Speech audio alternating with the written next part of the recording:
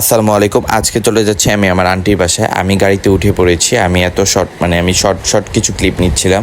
So আমি গাড়িতে উঠে পড়েছি। আমি শাকাশ্বরের উদ্দেশ্যে রওনা দিচ্ছি, গাজীপুর কালিয়াকুর শাকাশ্বর।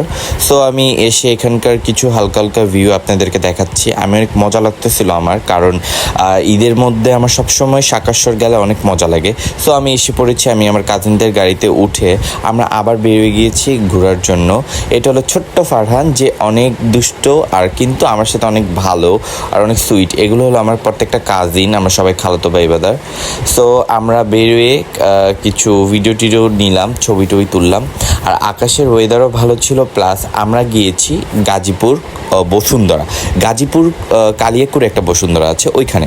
তারপর গিয়েছে একটা সুন্দর প্লেস। ওই প্লেসটা এত সুন্দর যেটা বলার কোনো প্রশ্নই আসে না। দুই পাশে পানি, পুরা কিশোরগঞ্জ ভিউ আসতেছে, বাতাস, বৃষ্টি ছিল, হালকা হালকা গুড়ি।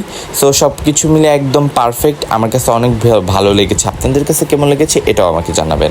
সো তারপর সন্ধ্যা হয়ে গিয়েছে, আমি কফি নিয়ে নিলাম। আমরা ভাবছিলাম যে 10 টাকার কফি কীরকম হবে, পরে ভাবলাম যে না, 10 টাকার কফি হয়তো কিছু মজাই ছিল। পরের দিন সকালবেলা ঘুম থেকে উঠে আমি চা খেতে চলে গেলাম জামালের হোটেলে।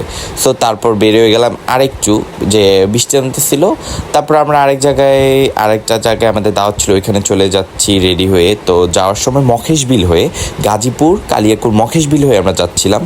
মখেশ বিলের ভিউটা অনেক সুন্দর, নৌকা ছিল অনেক আর মানুষ ছিল অনেক প্রচণ্ড।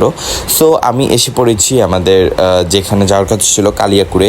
সো কালিয়াকুরের ভিউটা অনেক জোস, কারণ একদম ওইখানে মানুষজন, একদম গ্রামীণ পরিবেশ, গ্রামীণ কোনো আওয়াজ নাই, কোনো গাড়ি ঘোড়ার ঝামেলা নাই, কোনো কিছু না।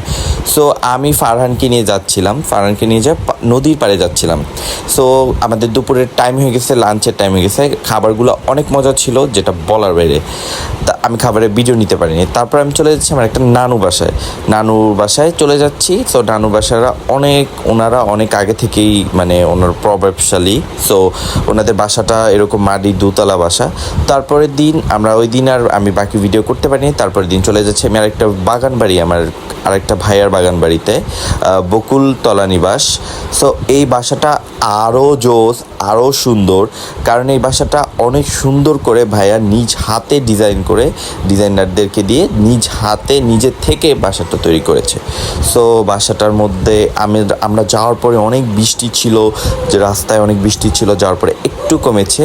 সো অনেক সুন্দর একটা বাসা। এখানে আসছিল একটা ফ্যামিলি সুইমিং পুল, যেখানে আমরা গোসল করতে গেছিলাম কাজিনরা সবাই। সো আমি গোসল করতেছি আর ওরা সবাই দুষ্টামি করে পানি দিচ্ছে। সো এই পর্যন্ত। আল্লাহ হাফেজ। আপনাদের বাকি ভিডিও আমি নেক্সট টাইম দিব ইনশাল্লাহ।